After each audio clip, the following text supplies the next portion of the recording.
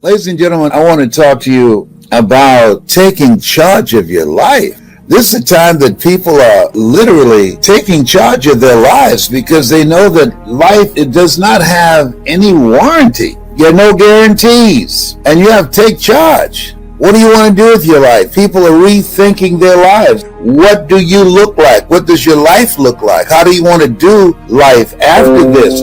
That now we have to make a conscious, deliberate, determined effort to find peace, to build stronger relationships, stronger family ties, to turn to each other rather than on each other, to stay focused on some goal, some skill that we can develop, something that we want to do, some impact we want to make with our lives, rather than just running scared. We're here to do a work, the greater work. You have something special. You got greatness in you, and you have to make a conscious, deliberate, determined effort to find out what is that greater work. What does that look like? And let me be about my Father's business. Let me be engaged in doing something, and this is what people want. The reason that many people who have been told, oh, you don't have to come in now, and then they said, okay, you can come on in now, it's safe, and there are people saying, no, they said, I want to do something that's me, and that's a good thing. Doing something that's you. It's unthinkable for some of you saying, I don't want to die a life doing something 40 hours a week or 60 hours a month. That's not me. I want to do something that resonates with me, with my heart, with the things that I know that I have within myself to do, but through procrastination, through fear, through being in a toxic, negative environment, through my not having confidence in myself, and I know about that. For 14 years, I didn't do what I'm doing because I didn't believe in me. I didn't have the confidence because I don't have a college education. I didn't think that I can compete with people with PhDs and MBAs. And being labeled educable mentally retarded and put back from the 5th grade to the 4th grade and failed again at the 8th grade at Booker T. Washington High School in Miami, Florida, where Michael Baptiste is from. I did not think that I had the ability to do what I'm doing. And so here's what I'm challenging you to do. Number one, get a larger vision of yourself. I want you to live from where you see yourself going. Did you hear what I said? Live from that place. See where you're going. See yourself being there and experiencing what that's like. He said, I'll give you all your eyes can see. You want to focus on where you are going. And yes, there are things going on around us. Yes, there are going to be other viruses, but don't allow the corrosion of a virus of lack of vision to take your life away. You want to hold a vision of where you're going and what you want out of life. Most people are just trying to get through life. You want to have a mindset of what you want to get out of life because you can, and because that's why we are here. The other thing is, you got to upgrade your skill set. That in order to live the kind of life that you envision for yourself, you got to ask yourself the question, what is it I have going for me? And in my case, I looked at myself and I had to ask, what is it you have going for you? What is it that people compliment you on? What is it that comes to you naturally? What is it that you could do it and it's no big deal, but you do it well? I've had people say, you know what? What?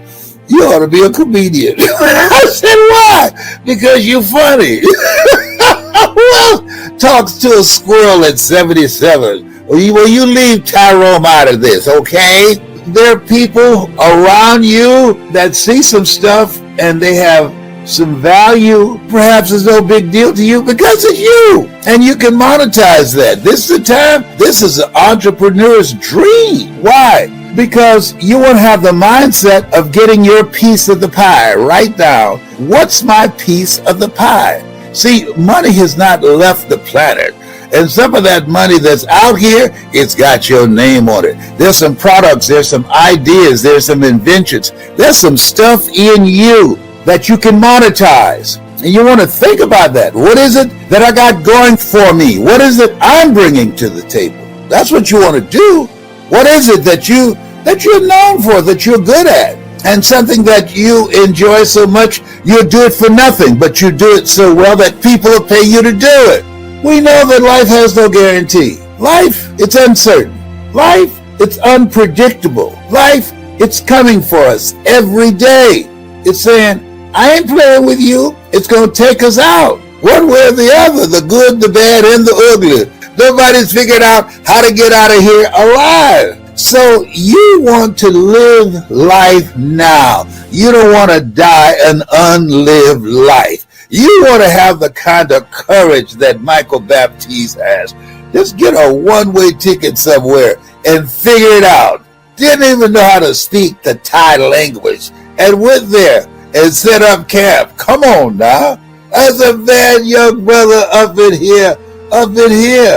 And life is about walking by faith and not by sight. It's about taking a chance on you. You are the money. You are the people who worry about, that we can't find enough people to work on the jobs that's available. You know why? Because they don't want to do those jobs. They want and are looking for something that's them. That's what's happening with the majority of people. They're reflecting on their lives and they're asking themselves, does this work for me? Is this me? And if the answer is no, then do you. Don't die an unlived life. Take a chance on you. But Les, I don't have any money. Okay, find somebody who's got some money that will invest in you. Find something that you love so much, that's your passion, that you master, that you are so good at it that you can't be ignored, and that you can attract some investors. But I don't know how to do it. You don't have to know how to do it. Leap and grow your wings on the way down. You don't have to know. Figure it out. Or get somebody to help you. Two heads are better than one. Come on, anybody can come up with excuses. Life is not about excuses. Life is about results. It's that kind of place where we are right now. This is a strange place. I say this every day. And I'm saying to you, the future belongs to those who create it. That's what's going to happen. What you create. That's what's going to happen for you and for the people that you love and for the people that you care about. That when you bet on you, when you decide, wait a minute, I'm going to try something differently, but I don't know how to do it. Learn. I didn't know how to do what I'm doing now, but I was willing to focus my time, my effort. I was willing to invest in myself. I was willing to find someone that was doing it on the level that I wanted to do it. And I said, hey, Mike Williams, who wrote the book, The Road to Your Best Stuff. Hey, would you teach me? He said, are you willing to put your money where your mouth is? Yeah, I want to do that. So as you look at yourself, look at your goals and dreams, you are the money. Bet on you. Invest in you. Increase your value. And don't put it off because the clock is ticking. It's ticking. There goes a second. There goes another second. There goes another second. And all the power in the world can't bring it back. Life ain't playing with us. And so we should be serious. This conversation is not for everybody. This is for people who know that life is serious, who want to live before they die, who don't want to die an unlived life. This conversation is for people who want to see the world before they leave the world. This conversation is for people who say, I'm not mentally fit to work for somebody doing something that's not me for the rest of my life. This conversation is for somebody who said, I'm going to do what I can with what I have. This conversation ain't for everybody because most people are spectators. What do you mean by that, Les? Most people are fans. The reason that you're listening to me is because you said, I want more. Many of you are in relationships that's already reached its expiration date and just have not conjured up the courage to say, I'm tired of dying with you. I want to do something else. I'll never forget, I was in Chicago and I used to go there and do motivational events at Christ Universal Temple Church, and there was a couple that always came to see me, and I saw this guy sitting on one side and his wife seated on the other. And I said, hey man, why aren't you seated with your wife? And he said, she left me. I said, she left me? He said, yes. She said that she didn't want to be with me anymore. She left the relationship. I said, oh man, I'm sorry to hear that. And so I went over and I talked to her for a little while. I said, what's up? I don't mean to get in your business up in here, but I'm going to get in here. Y'all used to come here together. Why'd you leave it? And she said, he didn't want anything.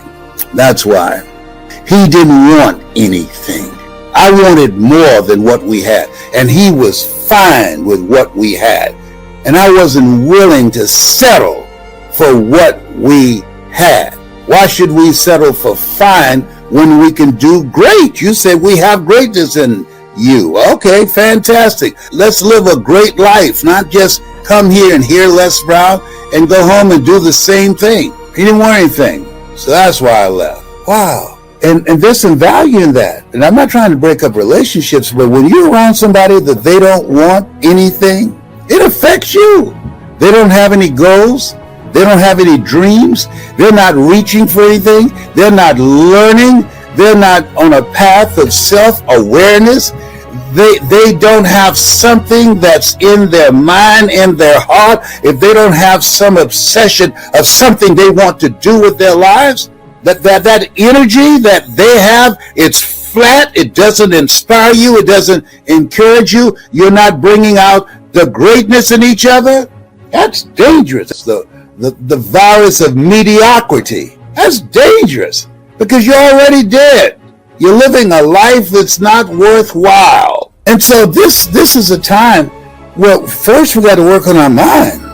We got to decide what this time that I have left, what is it that I want to do? How is it that I can find some meaning and significance and I don't want to live a fear-driven life. No, I want to enjoy life. I want to travel. I want to be able to live a life that counts, that matters.